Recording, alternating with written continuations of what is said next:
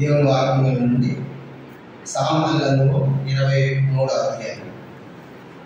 మనం ఒక్కొక్క ప్రార్థనకు వెళ్ళకపోవడం దేవుని వాక్యం నుండి సామెతల గ్రంథము 23వ అధ్యాయము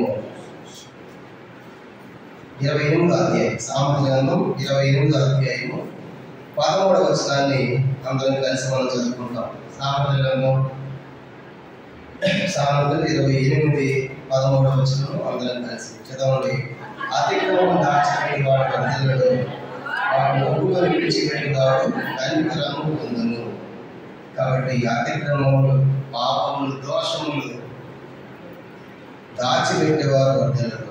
వాటిని ఒప్పుకొని కనుక విడిచిపెడితే దేవునికి ఐక్యాలు పొందుతాం. ఈ రాత్రి తను చేసిన అతిక్రమాన్ని దాచిపెట్టిన ఒక వ్యక్తి అక్కడి జీవితాన్ని మనం చూడబోతున్నాం. యెహోషువ గ్రంథము 7వ అధ్యాయం. యెహోషువ గ్రంథం 7వ అధ్యాయము. యెహోషువ గ్రంథం 7వ అధ్యాయము 16వ వచనం నుండి 26వ వచనం వరకు మనం మార్చి చదువుకుంటాం. యెహోషువ గ్రంథము వాక్యం నుంచి యెహోషువ గ్రంథం 7వ అధ్యాయము 16వ వచనం నుండి 26వ వచనం వరకు మనం మార్చి భాగం చదువుకుంటాం.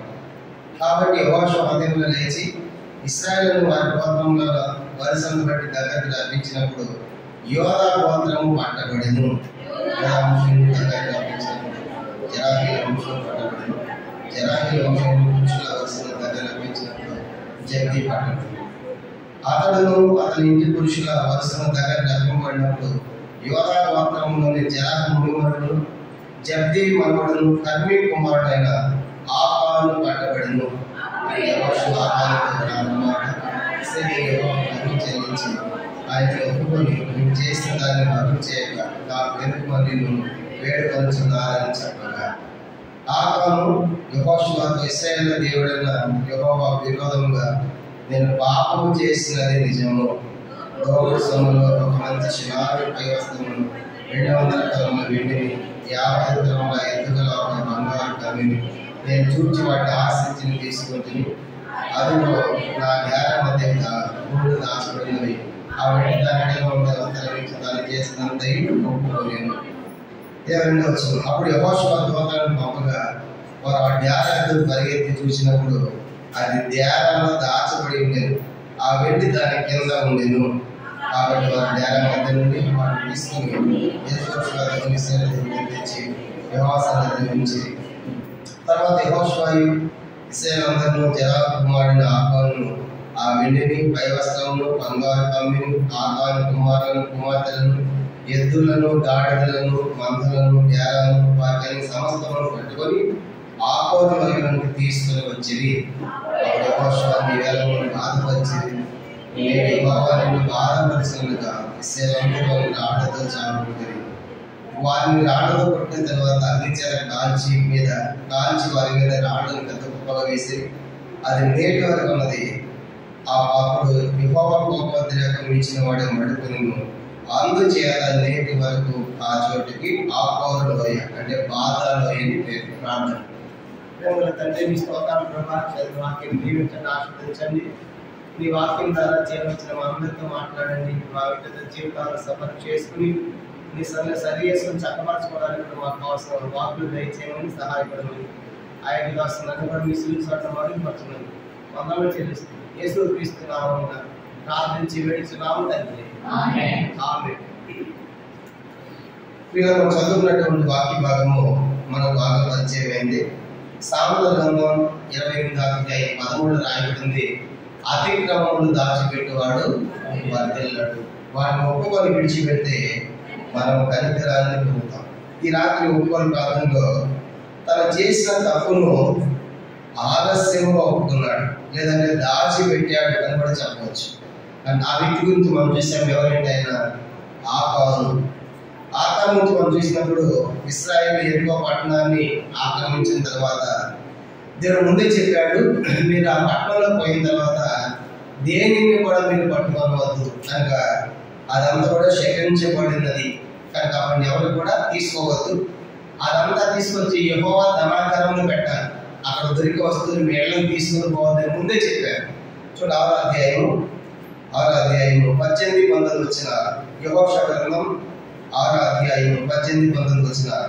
18 శపించబడిన దాన్ని కొంచెమైనను మీరు తీసుకొని మీరు శాపగ్రస్తులై ఇశ్రాయేలు పాపం శాపం తెప్పించి దానికి బాధ కలిగేది కనుక శపింపబడిన దాన్ని మీరు ముట్టకూడదు. 19 వచనం వెండియు బంగారము ఇతని పాత్రలు ఇరుకు పాత్రలు యెహోవా ప్రతిష్ఠితములను వాటిని యెహోవా ధనాగారములు ఉంచవు. అంటే మీరు ఇరుకు పట్టణం పోయిన తర్వాత అక్కడ మీకు దొరికే వెండి బంగారు ఇతని పాత్రలు ఇరుకు పాత్రలన్నీ కూడా ఎవరు మీ ఇంట్లో తీసుకొని పోవద్దు. అది శపించబడింది. తీసుకెళ్తే మీకు శాపము, ఇశ్రాయేలు పాలనంతటి కూడా మీరు బాధ కలిగేసిన వాళ్ళు అవుతారు. కాబట్టి అది యెహోవా ధనాగారంలో పెట్టాలని ముందే చెప్పాడు. యెహోషువ ద్వారా దేవుడు ముందే చెప్పాడు.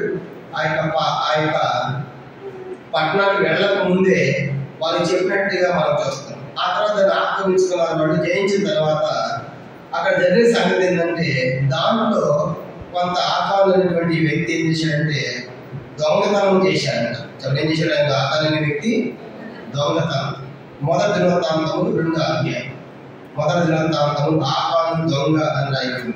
మొదటి దినవృత్తాంతము 2వ అధ్యాయము. మొదటి దినవృత్తాంతములు 2వ అధ్యాయం 7వ వచనం చూడండి.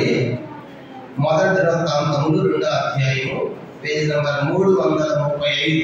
పాత నిబంధనలో పేజీ నంబర్ 335. మొదటి దినవృత్తాంతములు 2వ అధ్యాయం 7వ వచనం చదువుతున్నాము. కర్మీ కుమారులో ఒకరికి ఆకారం ఉంటే ఇతడు శాపగ్రస్తమైన దాన్ని కొంత అపహరించి ఇశ్రాయేలును శ్రమ పెట్టారు. అపహరించి అంటే దొంగిలించి, కనుక ఆకారం దొంగ. కాబట్టి ఆకారం అపహరించాడు. శాపగ్రస్తం ముందే చెప్పినప్పటికి కూడా కొంత అపహరించి దొంగిలించి ఇశ్రాయేలును బాధ పెట్టాడు. కాబట్టి ఆయన ఏమి దొంగిలించాడు, ఏమి అపహరించాడు అనిపించినప్పుడు దేవుని యొక్క వాక్యం అలా అపహరించిన తర్వాత, దొంగిలించిన తర్వాత ఏమైంది?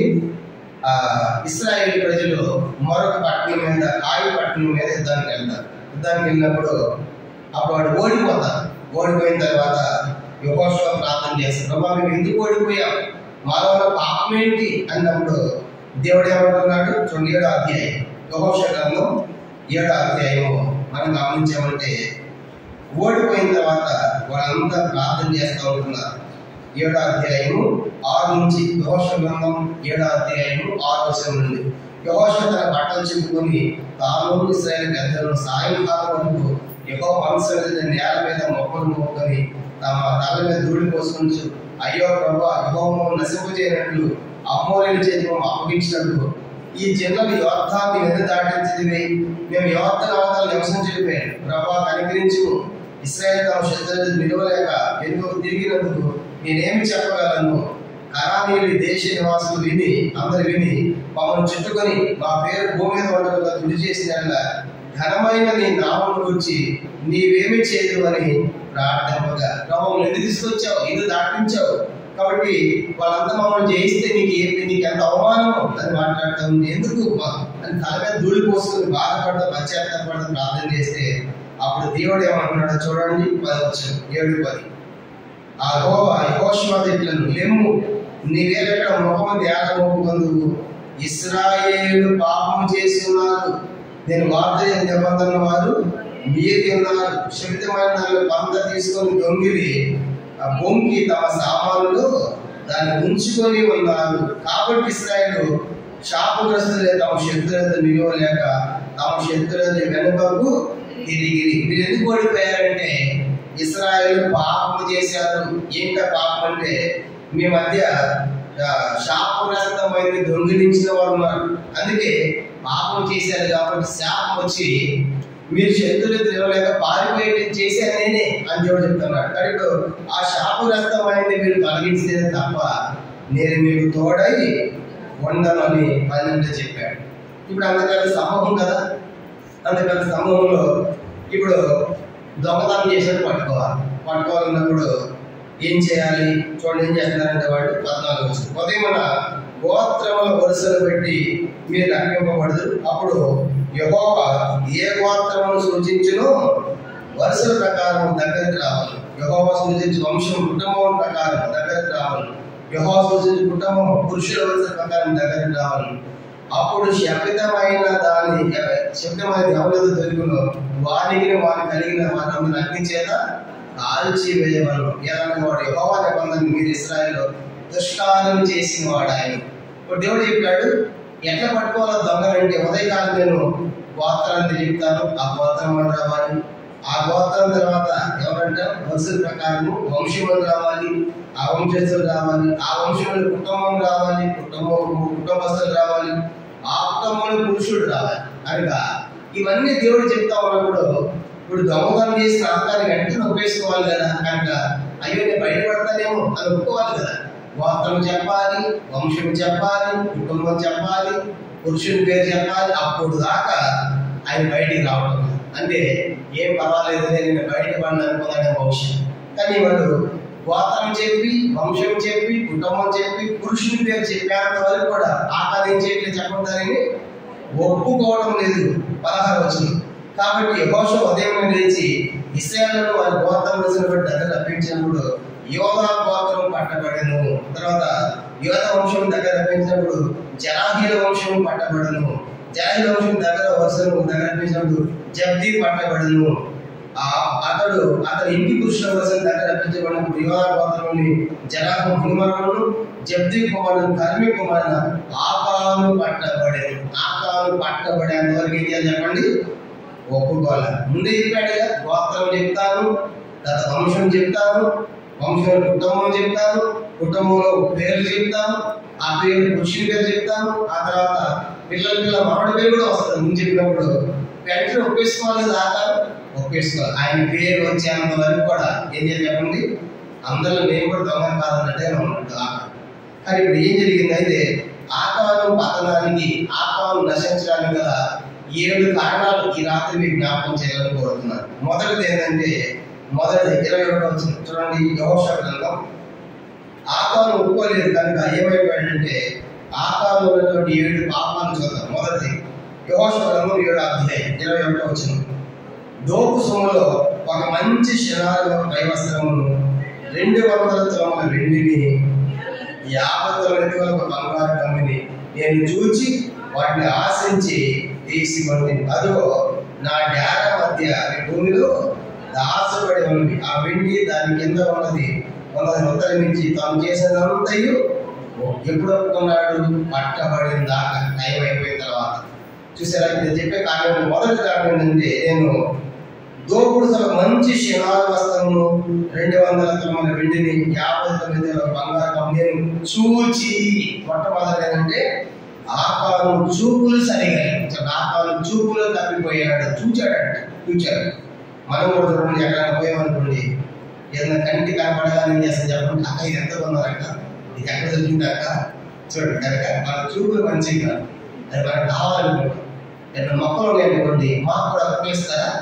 ఒక మొక్క తీసుకెళ్ళొచ్చా అంటే చూసిందల్లా ఏం చేస్తామని చెప్పండి? కావాలి ఆశిస్తాం. కనుక మన చూపులు సరిగా ఉంటాయి. కాబట్టి మొక్క అంటే తప్పేం కాదు, తెచ్చి పెంచుకోవచ్చు. కానీ అలా ప్రతిదీ కూడా చూసారు. కనుక ఆ చీర ఎక్కడ కొన్నావు, ఆ పేరుని ఆ పెయింట్ ఎక్కడ కొన్నావు, కనుక ఇవన్నీ మన ఎక్కడ కొత్త కనపడించాలు మన చూపులు ఎంత దాని మీద వెళ్ళిపోయి చూపు అనమాట. కానీ ఈ రాత్రి దేవుని సన్నిధిలో మన చూపులు ఎట్లా ఉండకూడదు? కీర్తన 119వ కీర్తన చూడండి. దావీదు అంటాడు వ్యర్థమైనవి చూడకూడదంట. 119వ కీర్తన 119 37వ వచనం. కీర్తన 119:37. వ్యర్థమైన వాటిని చూడకుండా నా కన్నులు త్రిప్పివేయము. కాబట్టి వ్యర్థమైనవి చూడకూడదు నేను. కనుక ప్రభా నా కన్నుల ద్వారా కూడా ఈ రాత్రి ప్రభు ఎక్కడ వ్యర్థమైన నేను చూశానో నన్ను క్షమించయ్యా. కానీ మన కన్నులు ఏం చూడాలి? 119వ కీర్తన 18వ వచనం. 119వ కీర్తన 18వ వచనం. నేను నీ ధర్మశాస్త్రంలో ఆశ్చర్యమైన సంగతులు చూసినట్టు నా కన్నులు. కానీ మరి కన్నులు ఏం చూడాలి? ధర్మశాస్త్రంలోని ఆశ్చర్య సంగతులు. దేవుని వాక్యం కదా మన కన్నులు చూడాల్సింది. దేవుని వాక్యం చూడకుండా వ్యర్థమైన చూస్తూ ఉన్నాయి. ఇంకా మన కన్నులు ఎట్లా ఉన్నాయంటే సామెతల గ్రంథం 4వ అధ్యాయం. సామెతల గ్రంథం 4వ అధ్యాయం. ఆకారంలాగా మనం కూడా ఎలా చూస్తూ ఉన్నాం? సామెతల గ్రంథము 4వ అధ్యాయము మనం గమనించామంటే 25వ వచనం. సామెతలు 4వ అధ్యాయము 25 చదువుదాం. 25 చదవండి. నీ కన్నులు ఇటువంటి చూడక సరిగాను, నీ కనురెప్పల నిమ్మల సూటిగాను చూడవలను. ప్రభా నీ కన్నులు అటు ఇటు చూడకూడదు. ప్రభా ఇప్పుడు దాన్ని అటు ఇటు తిరిగేది ఎవరి లక్షణం చెప్పండి? అటు ఇటు తిరిగేది ఎవరు? సాతాను. కాబట్టి అటు ఇటు చూసేది సాతాను యొక్క లక్షణం. మన కన్నులు ఎట్లా చూడాలంటే ముందర సూటిగా చూడాలి, సరిగ్గా చూడాలి. కనుక అంటే ప్రభు నేను అటు ఇటు ఎక్కడ తప్పిపోయానో, వ్యర్థమని ఎక్కడ చూశానో. ఇంకో మాట చెప్పాలంటే పేతురు పత్రిక మన కన్నులు ఎట్లాంటివి అంటే పాపములు ఆశించే కన్నులు అంటే పేతురు రాసిన పత్రిక చూడండి. పేతురు రాసిన ఇవన్నీ రాత్రి మనం ఒప్పుకోవాలి. పేతురు రాసిన 2వ పత్రిక 2వ అధ్యాయం. మన కన్నులు పాపములు మానలేని కన్నులంట. 2వ పేతురు పత్రిక 2వ అధ్యాయం. పేతురు రాసిన 2వ పత్రిక 2వ అధ్యాయము చూడండి 14 వచనం. 219వ పేజీ కొత్త నిబంధనలో 219 2వ పేతురు 2వ అధ్యాయం 14 వచనం గమనించామంటే వ్యభిచారాన్ని చూచి ఆశించు పాపము మానలేని కన్నులు గలవారు. చాలండి ఆ మాట అందరూ చెప్పండి. పాపము మానలేని కన్నులు గలవారు. అంటే మన కన్నులు ఎట్లాంటివంటే పాపమును మానలే. చూసే కనుక ఆ సినిమా రాగానే, ఆ సీరియల్ రాగానే అది వెంటనే మన కన్నులు దృష్టి ఆకర్షిస్తూ ఉంటాయి. కాబట్టి ఎన్నోసార్లు మనకు తెలియకుండానే మన కన్నులతో మనం పాపం చేస్తాం. అందుకే యోగ ఒక తీర్మానం చేసుకున్నాడు. యోగ గ్రంథం 31వ అధ్యాయం. యోగ గ్రంథం యోగ ఏమంటాడంటే నేను కన్యకుని ఎలా చూస్తాను, నేను నిబంధన చేసుకున్నాను నా కన్నులతో, స్త్రీని కన్యకని నేను చూడను, తప్పుగా చూడను అంటాడు. యోగ గ్రంథం 31వ అధ్యాయం. యోగ గ్రంథం 31వ అధ్యాయం మొదటి వచనం. యోగ గ్రంథం 31 మొదటి వచనం. నేను నా కన్నులతో నిబంధన చేసుకుంటుని కన్యకుని నేను ఎలాగూ చూచుదును. కాబట్టి ఇప్పుడు నేను కన్యకను నా కన్నులతో నేను నిబంధన చేసుకున్నాను. స్త్రీని చూడను, కన్యకలను చూడను. అంటే నా కన్నులు పాపం వైపు తిప్పబడి కాపాడుకుంటాను. కాబట్టి రాత్రి ఆ కాలంలో మొదటి సంగతి ఏంటంటే నేను చూచాను వస్త్రం చూశాను. కాబట్టి చూచుట అంటే చూడరాని చూపులు. మొదటి పాపం పెట్టి ఏదైతే వద్దానో అదే చూశాను. ఈ రాత్రి మొదటి సంగతి ఏంటంటే నా కన్నులు ఎక్కడ అర్థమైంది చూశాను, ఎక్కడ నా కన్నులు పాపాన్ని ఆశిస్తూ ఉన్నాయో ఈ రాత్రి మనం సరిచేసుకోవాలి అని ప్రభు అన్నాడు.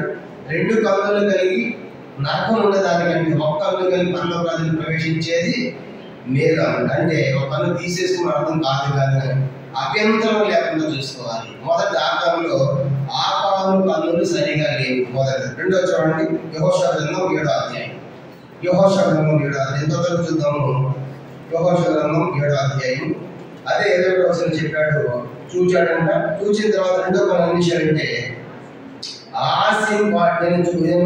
నేను చూచి వాటిని ఆశించి తీసుకుంటుంది. రెండవది ఏం చెప్పండి?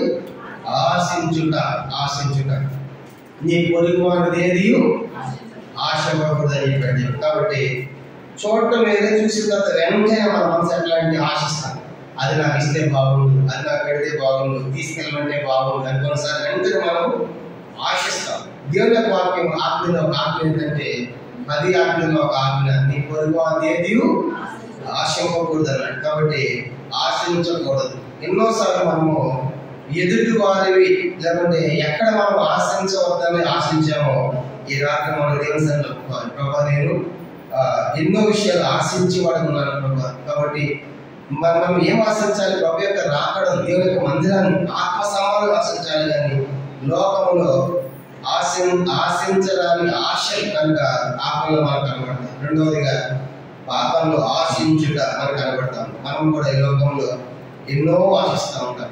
చూడండి, వాళ్ళ ఇంట్లో ఫీజు ఉంటే వాళ్ళ ఇంట్లో ఫీజు ఉండాలి, వాళ్ళకి బంగారం ఉంటే వాళ్ళ ఇంట్లో బంగారం ఉండాలి, వాళ్ళకి భాష విషయం మనకి భాష కనుక ప్రతిదీ కూడా ఏం చేస్తాం చెప్పండి? ఆశిస్తాం. కనుక ఆశించేవారు. కానీ రాత్రి దేవుని సన్నిధిలో ఆకారంగా ఎక్కడ మనం చూడకూడదు చూపులు చూసామో ప్రభు నా కన్నులు పవిత్రపరిచయ్యా, యోగులాగా దావీదులకు అర్థమైన చూడకూడదయ్యా, నా కన్ను సూటిగా ఉండకూడదు ఒప్పుకుందాం.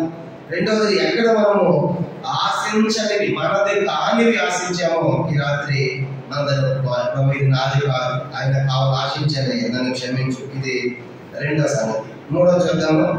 మూడవ సంగతి అదే యెహోషువ గ్రంథం 7వ అధ్యాయము 21వ వచనం చూసినప్పుడు 21వ వచనంలోనే దోపుడు సొమ్ములో ఒక మంచి శిలాన్ని పై వస్త్రమును 200 తుమ్మల వెండిని 59 బంగారు కమ్మును నేను చూచి వాటిని ఆశించి తీసుకుంటుని అదిగో నా డేగ మధ్య భూమిలో దాచబడి ఉన్నవి. ఆ వెండి దాని కింద ఉందని ఉత్తరం ఇచ్చి తాను చేస్తాను.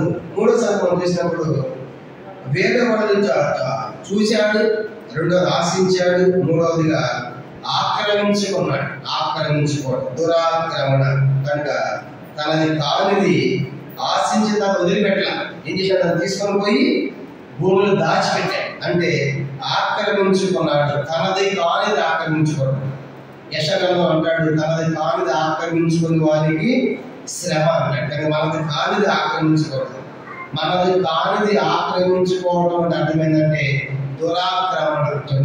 అది దురాక్రమణ అంటే మనది కానిది మనం ఆక్రమించుకోవడం. కానీ అది మనకు సంబంధించింది కానప్పుడు కానీ మనం ఆక్రమించుకోవడం. కానీ ఈ రాత్రి అది నాది కాదు. ఎన్నోసార్లు నేను ఎదుటి వారిని ఆక్రమించాను. వారి స్థలమే కావచ్చు, వారి డబ్బే కావచ్చు. కానీ ఏమైతే ఎక్కడ మనది కానిది మనం ఆక్రమించామో ఈ రాత్రి అది మనకు గొప్ప నష్టాన్ని కలిగేస్తుంది. దాన్ని మనం ఒప్పుకోవాలి. కనుక చూచాడు, 2వది ఆశపడ్డాడు, 3వది ఆక్రమించాడు. తెచ్చేసుకుని మన దురాక్రమణ ఆశించాడు, తీసుకొచ్చాడు, ఆక్రమించాడు. 3వది. ఇప్పుడు 4వ సంగతి ఏంటంటే అక్కడ 4వ సంగతి ఆ గోతాన్ని పట్టబడుతున్నప్పుడు ఏం చేయాలి? దాన్ని దాచిపెట్టకుండా ఒప్పుకోవాలి కదా. కానీ ఆక్రమించిన తర్వాత దాన్ని దాచిపెట్టాడు. నా మాట ఏం చేశాడు ఆయన? అదిగో నా డేగ మధ్య భూమిలో దాచబడి ఉన్నవి. 4వ సంగతి ఏంటంటే దాచిపెట్టాడు. కనుక దాచిపెట్టొచ్చాడు. ఎక్కడ దాచిపెట్టావు? అదిగో డేగలో నేను దాచిపెట్టాను. కానీ రాత్రి దాపరికం అంటే అక్కడ ఉన్నటువంటి యెహోషువకు తెలియదులే, దేవునికి తెలియదు, దాచిపెట్టాడు. అది మనం చదువుకున్నాం. అధికము దాచిపెట్టేవాడు వర్ధిల్లడు. వాడు ఒప్పుకొని విడిచిపెట్టాడు కనికరము. కానీ రాత్రి మనం దాచినా కూడా దాగదు. అందుకే ఏమంటాడు యోబు గ్రంథం చూడండి. దావీదు చూడండి, ఆదాము గురించి రాయబడింది. ఆదాము అంటాడు, నా పాపాన్ని నేను రొమ్ములో దాచుకుంటే నేను దాన్ని ఉంచను, సర్వశక్తిని చూడకుండా ఉంటాడా? యోబు గ్రంథం చూడండి. యోబు గ్రంథం యోబు అనే మాటను చూసినప్పుడు యోబు గ్రంథము నా పాపాన్ని నేను రొమ్ములో దాచుకుని ఆయన కనపడకుండా ఉంటుందా? యోబు గ్రంథం 30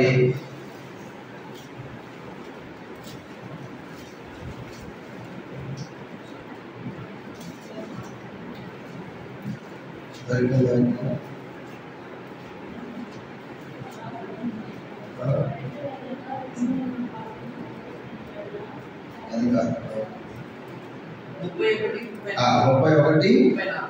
31:34 అది యోబు గ్రంథం 31:34 చూడండి. 31 మహాసమూహులు భయపడి కుటుంబములు దేశం తెలిసి నేను మౌనముగా ఉండి ద్వారము దాటి బయలు వెళ్ళగా రొమ్ములో నా పాపమును కప్పుకొని ఎడల పరమలోక దేవుని దృష్టికి నేను వేషధారినవుదును. 33 పైన 33 చూడండి.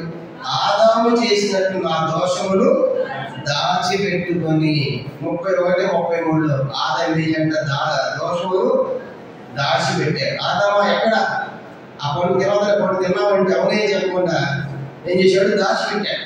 చూసారా? కాబట్టి రాత్రి ఆత్మలో 4వ సంగతి ఏంటంటే దాచిపెట్టాను. ఎక్కడ దాచిపెట్టావు? డేగ మధ్యలో. కనుక ఈ రాత్రి మనం దేవుని దాచిపెట్టకుండా ఒప్పుకోవాలి. కనుక దాచిపెట్టి దాగేవి కాపీ. కాబట్టి రాత్రి జ్ఞాపకం పెట్టుకోవాలి. ఇది 4వ సంగతి. మొదటి ఆత్మను ఆశించాడు, మొట్టమొదటి చూశాడు, 2వదిగా ఆశించాడు, 3వదిగా ఆక్రమించుకున్నాడు, 4వ సంగతి చూసినప్పుడు దాన్ని దాచిపెట్టాడు. ఆత్మను దాచిపెట్టాడు. 5వ చూద్దాము. యెహోషువ గ్రంథం 7వ అధ్యాయం 13వ వచనం. యెహోషువ గ్రంథము 7వ అధ్యాయం 13వ వచనం. యెహోషువ 7:13 చదవండి. నీవు లేచి జనులను పరిశుద్ధపరిచి వారితో ఇలాగూ చెప్పుము, రేపటికి మిమ్ముని మీరు పరిశుద్ధపరచుకొనుడి. కనుక ఇశ్రాయేలు యొక్క సంగతి ఏమనగా, ఇశ్రాయేలులారా మీ మధ్య శాపగ్రస్తులు కలరు, మీరు దాన్ని మీ మధ్య నిర్మూలన చేయవద్దు, మీ శత్రువులకు నిలువలేకుండా. యెహోషువ చెప్తాడు, రేపు మిమ్మల్ని మీరు పరిశుద్ధపరచుకోండి. రేపు ఎవరు దొంగ కూడా బయటపడిపోతున్నాడు కాబట్టి మిమ్మల్ని మీరు పరిశుద్ధంగా ఉండండి అని చెప్పినప్పుడు అతడు ఏం చేశాడంటే, పరిశుద్ధం ఉండాలంటే పరిశుద్ధపరచుకోవాలిగా, పరిశుద్ధం ఉండాలిగా. కానీ 5వ సంగతి నిర్లక్ష్యంగా ఉన్నాడు. కాబట్టి నువ్వు పాపం చేసిన తర్వాత నేను పరిశుద్ధ ఎక్కడ ఉంటుంది కనుక రేపు మిమ్మల్ని మీరు పరిశుద్ధపరచుకోండి అన్నప్పుడు వెంటనే పాపం ఒప్పుకోవాలి, పరిశుద్ధపరచుకోవాలిగా. అంటే ఏం పర్వాలేదు, ఎవరు తెలియదు అనుకుంటున్నాడు. 5వ సంగతి ఏంటంటే ఆయన నిర్లక్ష్యంగా ఉన్నాడు. పరిశుద్ధపరచుకోవాలంటే నిర్లక్ష్యం, అమ్మగారి బయటపడతానేమో కనుక చదివేసుకోవాలనే భయం లేదు కనుక నిర్లక్ష్యంగా ఉన్నాడు. కనుక 5వ సంగతి నిర్లక్ష్య జీవితం మనకి ఆత్మలో కనబడుతుంది. ఏం నిర్లక్ష్యం చేశాడు? 3 నిర్లక్ష్యం చేశాడు. ఒకటి, దేవుని నిర్లక్ష్యం చేశాడు, అయ్యో దేవుడితో పట్టబడ్డానని. రెండవదిగా దేవుని సేవకుడని యెహోషువ నిర్లక్ష్యం చేశాడు, అని చెప్తున్నాడు ఆల్రెడీ కనుక పట్టబడతానని. మూడవది, దేవుని వాక్యాన్ని నిర్లక్ష్యం చేశాడు. మొట్టమొదటి చెప్పండి, దేవునినే నిర్లక్ష్యం చేశాడు. రెండవదిగా దేవుని సేవకుడైన యెహోషువ నిర్లక్ష్యం చేశాడు. మూడవదిగా దేవుని వాక్యాన్ని నిర్లక్ష్యం చేశాడు, దేవుని యొక్క వాక్యం నిర్లక్ష్యం చేశాడు. అందుకే పరిశుద్ధపరచుకోమని చెప్పినప్పుడు కూడా అతను ఏం చేయలేదు చెప్పండి, పరిశుద్ధపరచుకోలేకపోయాడు. ఇది 5వ కారణం.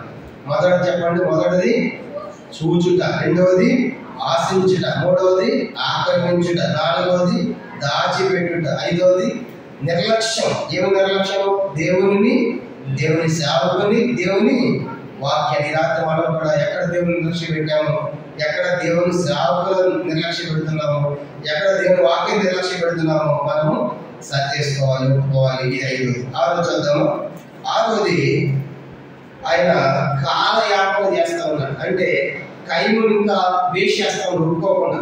చూడండి 7వ అధ్యాయం, యెహోషువ గ్రంథం 7వ అధ్యాయము 16 మనం చదువుకున్నాం కదా. 16, 17, 18 చదివినప్పుడు ఎంత టైం వేస్ట్ అవుతుంది. గోత్రం చెప్తున్నాడు, గోత్రం తర్వాత వంశం చెప్తా ఉన్నాడు, వంశం తర్వాత కుటుంబాలు చెప్తా ఉన్నాడు, కుటుంబంలో జనాభా పేరు వచ్చింది, తర్వాత జబ్దీ పేరు వచ్చింది, ఆ తర్వాత మునిమనుడు కర్మి పేరు వచ్చింది, ఆ తర్వాత ఆకాని పేరు వస్తుంది. అంటే ఎంత టైం వస్తా ఉన్నా కూడా వెంటనే లేచి నేనే అని చెప్పలేకపోయాడు. అంటే ఏం చేశాడంటే వెంటనే ఒప్పుకోలేదు. చెప్పండి, ఆకలి చేసిన పని చెప్పండి, వెంటనే అంటే కాలయాపన చేస్తా ఉన్నాడు.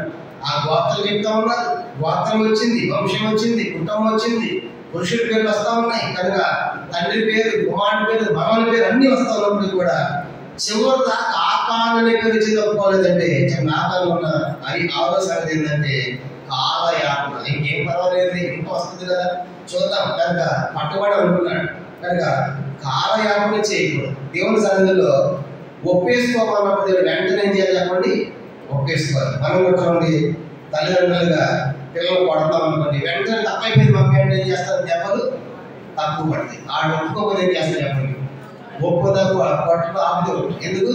వెంటనే ఒప్పేసుకుంటే ఒప్పుకోనంటే కనిగిస్తారు. అందుకే ఆపాలు పేరు వచ్చిన ఎంతో టైం వేస్ట్ చేశాడు, కాలయాపన చేశాడు. ఆపాలను మనకు కాలయాపన కనబడుతుంది. ఇది 6వ సంగతి.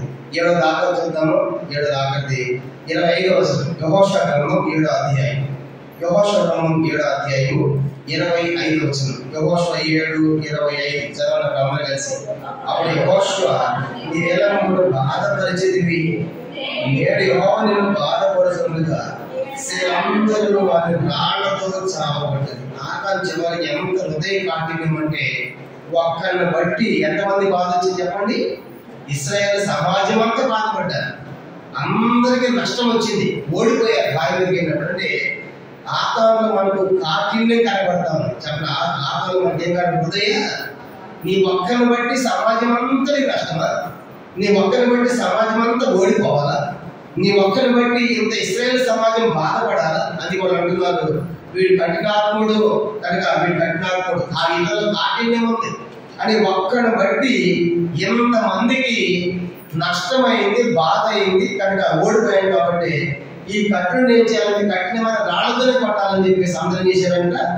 తల ఒక రాయి తీసుకున్నారు, రాళ్లతో చావు కొట్టారు. చూడండి, రాళ్లతో కొట్టారు, తర్వాత పెద్ద పప్పు వేశారు, తర్వాత అగ్ని చేతులు కాల్చి వేశారు. కాబట్టి మనకి ఏం కనబడుతుంది? 7వదిగా ఆ కాలంలో కాఠిన్యం చెప్పలేదంట, హృదయ కాఠిన్యం అంటే అయ్యో నా ఒక్కరిని బట్టి ఎంత సమాజం నష్టమే అని ఆలోచించలేకపోయాడు. కనుక ఇంతమంది ఓడిపోయారు కదా, ఇశ్రాయేలు కూడా పాపం చేసేవాడు. ఒక్కరిని బట్టి ఏమైంది, ఇశ్రాయేలు పాపం చేసేవారు. 7వ అధ్యాయం 11 వచ్చింది. యెహోషువ 7:11 ఇశ్రాయేలు పాపం చేసి ఉన్నారు, ఒక్కడు చేసిన పాపము వాళ్ళంతటికి చుట్టుకుంది. ఇంకా ఆకాను ఎట్లాంటి వాడంటే ఆకాను తిరుగుబాటు చేసేవాడంట. యెహోషువ గ్రంథం 22వ అధ్యాయం, యెహోషువ గ్రంథము 22వ అధ్యాయము 20 వచనం. ఆ మాట చదువుకుని మన ప్రార్థనకు వెళ్తాం. యెహోషువ గ్రంథం 22వ అధ్యాయము అందరం కలిసి 20 వచనం రాయబడింది. అతడు తిరుగుబాటు చేసేవాడు. యెహోషువ గ్రంథము 22వ అధ్యాయము 20 వచనం, పేజీ నంబర్ 195. యెహోషువ 22:20 వచనం అందరూ చదువుదాము. జరకుమారుడు ఆకాను ప్రతిష్ఠితమైన దాని విషయంలో తెలియబడినప్పుడు ఇశ్రాయేలు సర్వ సమాజం మీదికి కోపము రాలేదా? తన దోషంలో ఒక్కడే మరణమైన చూసి కనుక ఆకాను ప్రతిష్ఠితమైన దాని విషయం తిరగబడినప్పుడు ఇక్కడ తిరుగుబాటు చేసేవాడు. ఆకాను దొంగ, ఆకాను తిరుగుబాటు చేసేవాడు, ఆకాను చూడడాన్ని దూషించేవాడు, ఆకాను ఆశించినవాడు, ఆకాను ఆక్రమించినవాడు, ఆకాను దాచిపెట్టినవాడు, ఆకాను నిర్లక్ష్యంగా జీవించినవాడు, ఆకాను దేవుని పట్ల, దేవుని సేవకుల పట్ల వాక్యం నిర్లక్ష్యం జీవించడమే కాకుండా ఆకాను కాలయాపన చేసేవాడు. వెంటనే ఒప్పుకోలేదు. చివరికి ఆకాను కఠినాత్ముడు ఒక్కరి ద్వారా సమాజం అంతటికి కూడా బాధ అయింది. అందుకే చేశారు కదా, ఆకాను అతని భార్య పిల్లల మొత్తాన్ని కూడా తీసుకెళ్ళి ఆ యొక్క ఆకులో తీసుకెళ్ళి రాళ్ళతో చావగొట్టారు. కానీ రాత్రి దేవుడు మనకు ఇచ్చిన హెచ్చరిక ఏంటంటే మనం కూడా ఆకారంలాగా అది ఎక్కడ మనం చూడడానికి చూసాము, ఎక్కడ ఆశించాము మనకు కానిది, ఎక్కడ ఆక్రమించామో మనకు కానివి, ఎక్కడ దాచిపెట్టామో దేవునికి వ్యతిరేకమైంది, ఎక్కడ నిర్లక్ష్యం ఉన్నామో దేవుని పట్ల, దేవుని సేవకుల పట్ల, వాక్యం పట్ల, ఎక్కడ ఒప్పుకోకుండా ఇంకా మనం ఏం పర్వాలేదు అని చెప్పేసి కాలయాపన చేస్తూ ఉన్నాము, ఎక్కడ ఇంకా మనలో పాపం ఉన్న కఠినాత్మలాగా ఉన్నామో ఈ రాత్రి అవన్నీ కూడా మనం ఒప్పుకోకపోతే ఆకారంలాగా మనం ఆకారం కనికరించబడలేదు కదా. కానీ రాత్రి ఒప్పుకుంటే దేవుడు ఏం చేస్తాడు, వారిని కనికరిస్తాడు. కనుక దాచిపెడితే వారు తెలియలేదు కదా, కుటుంబం అంతా పడేసాడు, అతను రాళ్ళతో చావబడ్డాడు. కానీ రాత్రి ఆకారం వల్లే దేవుని సంఘ మనము మరి ఆ టైం అయిపోయితే ఒప్పుకుంటాడు. ఒప్పుకుంటాడు ఆయన టైం అయిపోయిన తర్వాత చూడండి ఆ మాట చూద్దాము. 21 వచనం కదా, తను చేసినంతయు ఒప్పుకొనేను. ఎప్పుడు గోత్రం చెప్పిన తర్వాత, కుటుంబం వంశం చెప్పిన తర్వాత, పురుషుడు చెప్పిన అప్పుడు ఒప్పుకుంటున్నాడు. కనుక అప్పుడు ఒప్పుకుంటే ఎలా ఉంది కనుక ముందే ఒప్పుకోవాలి కదా. దాన్ని అంతా బయటపడిన తర్వాత అప్పుడు ఒప్పుకుంటే ఎట్లా? కాబట్టి దేవుడు దాన్ని అంగీకరించలేదు. కానీ రాత్రి మనం ఆహారంలో మనం కూడా ఎక్కడ చూడకుండా చూసాము, ఎక్కడ ఆశించాము, ఎక్కడ ఆక్రమించాము, ఎక్కడ దాచిపెట్టాము, ఎక్కడ నిర్లక్ష్యం వ్యవహరించాము, ఎక్కడ వెంటనే ఒప్పుకోలేదు, కఠినాత్మలు కాకుండా వెంటనే సరి చేసుకుని దావీదు వలె దేవుని సరి చేసుకోవడానికి పరిశుద్ధాత్మ మనందరికీ సహాయం చేయండి. ప్రభు యొక్క వాక్యాన్ని దీవించును గాక. ఆమేన్.